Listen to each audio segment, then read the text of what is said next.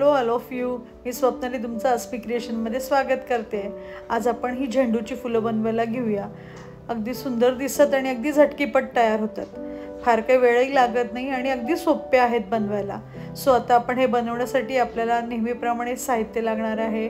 दोरा लागेल म्हणजे वूल लागणार आहे, येलो कलरची, ग्रीन कलरचे दांड्यासाठी हे लागणार आहे, ग्लूगन लागणार आहे, नीडल आणि कात्री। बाकी याला स्टफिंग वगैरे काही करायची गरज नाही आहे आणि अगदी सोपं आहे। तर आपण आता खालती जे ग्रीन कलरचा भाग आहे तो बनवायला सुरुवात करूया। त्याच्यासाठी आता मी 10 चेन्स घेतली आहे आणि 10 चेन्स घेतल्यानंतर मी त्याच्या पुढे 2 चेन घेते। 10च्या पुढे 2, 1 आणि 2, 2 चेन घेते आणि मग तिसऱ्या चेनमध्ये मी खालून मागून तिसऱ्या चेनमध्ये हाफ डबल क्रोशा घेते आहे। असं मी पुढचे सगळ्या चेनमधून हाफ डबल क्रोशा घेणार आहेत, म्हणजे माझे 10 हाफ डबल क्रोशा इथे तयार होणार। 10 चेन्स घेतल्या, त्याच्या पुढे मी 2 चेन घेतल्या, म्हणजे 10 आणि 2 12 चेन घेतल्या आणि मग मी बरोबर 10व्या 9व्या चेनमध्ये 2 सोडून दिल्यानंतर 9व्या चेनमध्ये मी हा हाफ डबल क्रोशा घेतला आणि तिथून पुढे हाफ डबल क्रोशा घेऊन एक लाईन कंप्लीट केली। पुढे 2 चेन घेतल्या आणि सेकंड जो राऊंड आहे त्याला सुरुवात केली। सेकंड राऊंडमध्ये पण मला सेम हाफ डबल क्रोशा घ्यायच्यात। 10 किंवा 11 तुमचे हाफ डबल क्रोशा येतील, 10च येतील। 10 वरती 10च हाफ डबल क्रोशा आपल्याला करायचे आहेत। एकही इथे वाढवायचा नाहीये। 10 प्रत्येक चेन स्पेसमध्ये एक, प्रत्येक चेन स्पेसमध्ये एक, अशा पद्धतीने आपण 10 हाफ डबल क्रोशा घेतल्या आहेत। आता त्याच्यानंतर तिसऱ्या ह्याच्यामध्ये आता हे काय केलेलं आहे, मी तिसऱ्या ह्याच्यामध्ये 3 चेन घेऊन वरती सरकली आणि प्रत्येक चेन स्पेसमध्ये 2 हाफ डबल क्रोशा घेते। बघा, प्रत्येक चेन स्पेसमध्ये 2 हाफ, हे तिसऱ्या लाईनला मी केलं 2 चेन, प्रत्येक चेन स्पेसमध्ये 2 हाफ डबल क्रोशा, म्हणजे सगळ्यात याला 10 होते, त्यानंतरच्या लाईनला 10 होते आणि त्याच्या पुढच्याला 2, म्हणजे आता प्रत्येक ठिकाणी 2 2 2 2 2 2 झाल्यामुळे ते मी माझे 20 तयार झाले। 10 10 आणि 20। आता मी हा ग्रीन कलरचा थ्रेड कट करते आणि तिकडे येलो कलरचा थ्रेड मी लावून टाकते। स्लिप स्टिच घेऊन मी हे पॅक केलेलं आहे। बघा, आता हे ग्रीन कलरचं, आता हे येलो कलरचं मी घेते आहे वरचं। पहिल्यांदा 10 चेन, 10 वरती 10 half double crochet, 10 half double crochet आणि नंतर प्रत्येक चेन स्पेसमधून 2, अशा पद्धतीने 20 हाफ डबल क्रोशा झाले। आता पुढे मी आता ह्या 2 चेन घेतल्या आणि आता इथे प्रत्येक चेन स्पेसमधून मी परत 2 हाफ डबल क्रोशा काढली आहे। प्रत्येक चेन स्पेसमधून 2 हाफ डबल क्रोशा। मी जरा घाई करते का सांगायला, मला सांगत चला, कारण मला अजिबातच माहीत नाही आहे। प्रत्येक चेन स्पेसमधून 2 हाफ डबल क्रोशा मी घेणार आहे। असं करत मी हा राऊंड पूर्ण करणार, म्हणजे आता 20 होते तर 20 40 होतील, इन्क्रीज राऊंड होईल। आपण सगळ्यात पहिल्यांदा 10 चेन्स घेतल्या पहिल्या राऊंडला, 10 चेन, त्याच्यावरती 10 हाफ डबल, त्यानंतर परत दुसऱ्या राऊंडला 10 हाफ डबल, तिसऱ्या राऊंडला 20 हाफ डबल झाले, प्रत्येक चेन स्पेसमध्ये 2 आणि आता चौथ्या राऊंडमध्ये माझे प्रत्येक चेन स्पेसमध्ये 2 2 2 2 2 2 मी घेणार आहे आणि मग 2 2 2 2 घेतल्यानंतर माझ्या आता इथे होतील 40 half double, 40 half double crochet होणार आहे। प्रत्येक चेन स्पेसमध्ये 2, अशा पद्धतीने मी 40 हाफ डबल क्रोशा इथे घेते आहे। अगदी बनवायला 5 ते 10 मिनिटं झेंडूचं फूल तयार होतं। हे अतिशय सोप्या पद्धतीने तुम्हाला मी सांगितलं आहे, अजिबात कठीण नाही आहे, तुम्हाला अगदी छान येईल। आता आली मी शेवटी।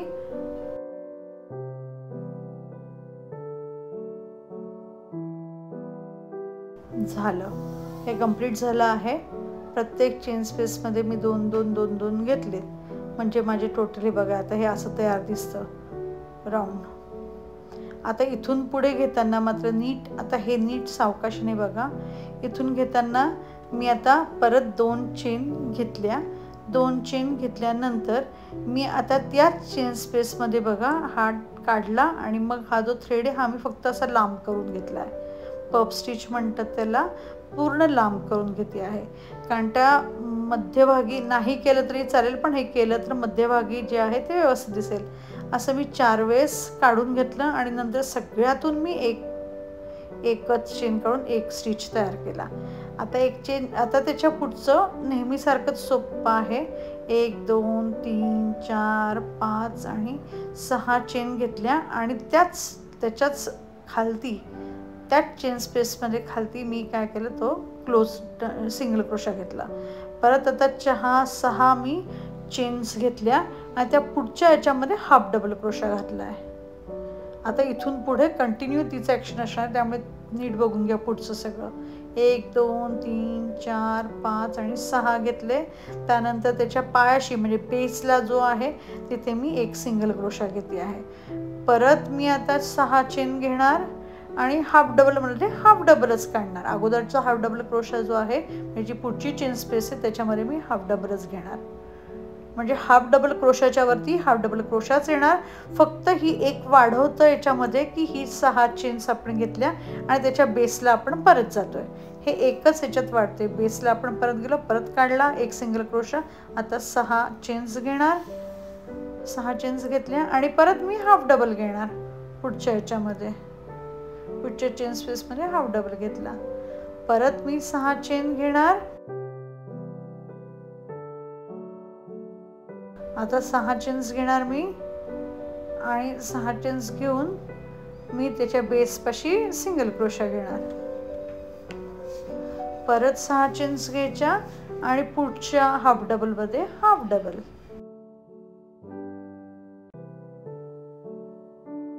6 चेन्स घेऊन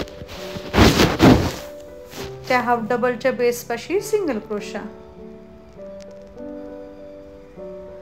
फक्त हे एवढंच लक्षात ठेवा. परत 6 चेन्स पुढच्या याच्यामध्ये हाफ डबल क्रोशा पुढच्या चेन स्पेसमध्ये, म्हणजे खालचा जो हाफ डबल आहे त्याच्यावरती हाफ डबल. आता आणि परत 6 चेन्स घेऊन ह्या हाफ डबलच्या बेसमध्ये सिंगल क्रोशा. 6 चेन्स घेणार आता मी.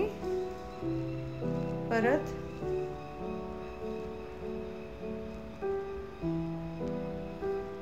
त्याच्या बेसमध्ये मी सिंगल क्रोशा. परत 6 चेन्स घेणार, पुढच्या चेन स्पेसमध्ये हाफ डबल. परत 6 चेन्स आणि त्या हाफ डबलच्या बेसमध्ये सिंगल क्रोशा. अशा पद्धतीने मी हे पूर्ण राऊंड कंप्लीट करणार. पूर्ण राऊंड तिथपर्यंत ते बघा हाफ डबल. हे सिंगल क्रोशा हाफ डबल झाला. मग परत 6 चेन्स घेणार आणि सिंगल क्रोशा बेसमध्ये. परत 6 चेन्स घेणार, पुढच्या याच्यातून हाफ डबल घेतला. आता 6 चेन्स घेणार आणि हाफ डबलच्या पायापाशी सिंगल क्रोशा.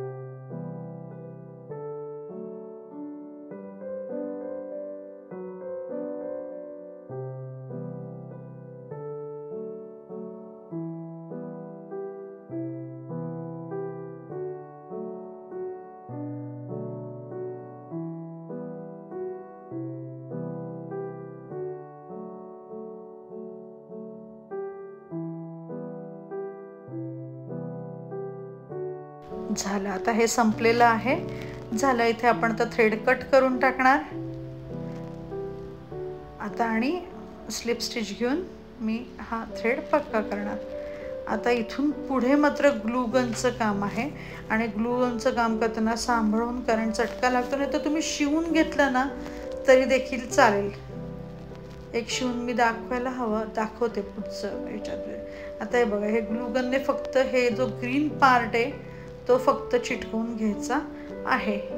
ते जे बाकीचे जे थ्रेड्स आहेत येलो आणि ग्रीन ते पण त्याच्या आतमध्येच लपवून टाकले तरी देखील चालतील. फक्त ग्लूगनने हे चिटकवायचं आहे. आता ग्लूगनने चिटकवायला आपण घेऊया.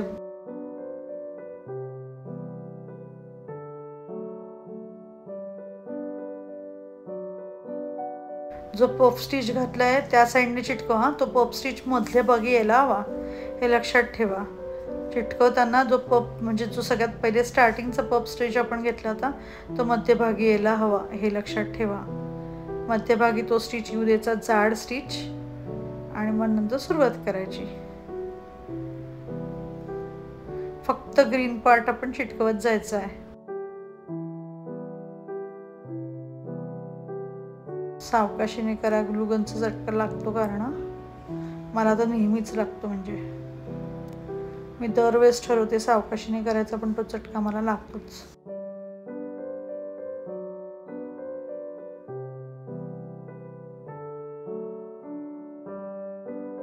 झालं, फक्त ग्रीन पार्टने चिटकवून घ्या. बघा झालं, सावकाशीने चिटकवा, चटका बसणार नाही. म्हणजे आता हा येलो कलरचा थ्रेड मी तिथे चिटकवून टाकते सरळ.